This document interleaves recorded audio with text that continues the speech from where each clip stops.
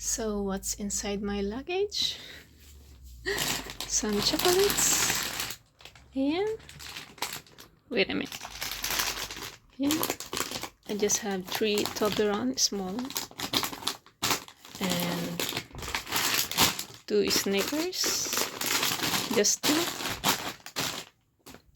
Paano ko na lang ano yan? I-divide.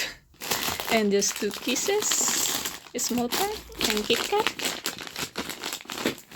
And just 2 encans. Luncheonette. So, huwag na kayo maghanap ng pasalubong kasi yan lang talaga ang kaya ko. Just for family. And for my clothes. For 1 month. So, bahala na lang. Parang wala na akong may susuot sa Pinas. So, pagkakasyahin ko na lang yan. And, what else? Oh, I have green tea. 2 boxes. And, it's like something missing. It's like something missing. Oh, already here. My mochi. Japanese mochi. And some other one. Ah, gosh. And a bag. Bigay lang ni Madam. And that's it. From Madam. From Madam. And from friend. And a pair of bikini. And dress. 1 dress of mine. So that's it. And binili ko sa IKEA. Kasi $9.90 ata to. Saka yung ito 4 is around 19. Yung i-replace mo dito. So ayan. Subok pa. What else? Oh, ayan. Yan lang ang dab ko kaya sorry na lang. Sorry na lang kasi hindi ko mabibigyan. Kasi yan lang talaga. And this one, our favorite. A squash seeds. 2 pack binili ko.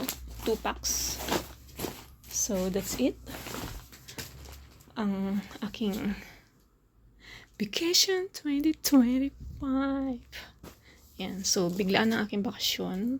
Biglaang na desisyon. Pala. Kasi, why not? Parang March end of February at ako nag-decide na makauwi na nga lang muna. Bakasyon.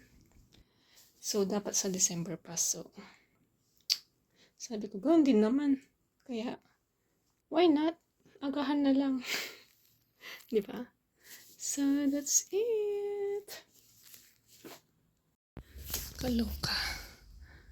Hindi ko mailak, Hindi ko maisiper. Kailangan ko magbawas. My gosh. Kaloka. Kahit anong push ko, ang laki ng gap. Ay, good luck to me. So, let's try this way. Ibinaba ko siya. Binaba ko siya sa floor para ma-press ko ng todo-todo. Hello.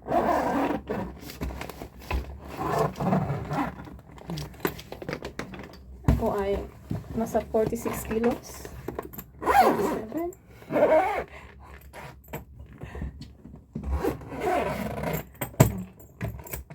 Hindi na ilak pa siya.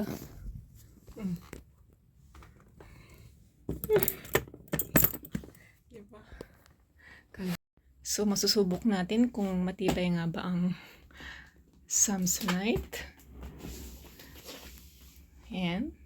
Kung matibay nga ba siya. 32 kilos ang aking kilos ng luggage.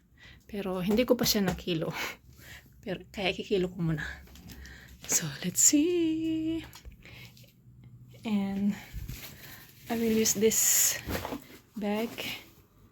Diyan ko ilalagay yung personal bag ko. Tapos kung halimbawang sumobra to, Lalagay ko yung iba dito. And my things. Ayan. So, yung kapatid ko lang nakakaalam na uwi ako sa amin.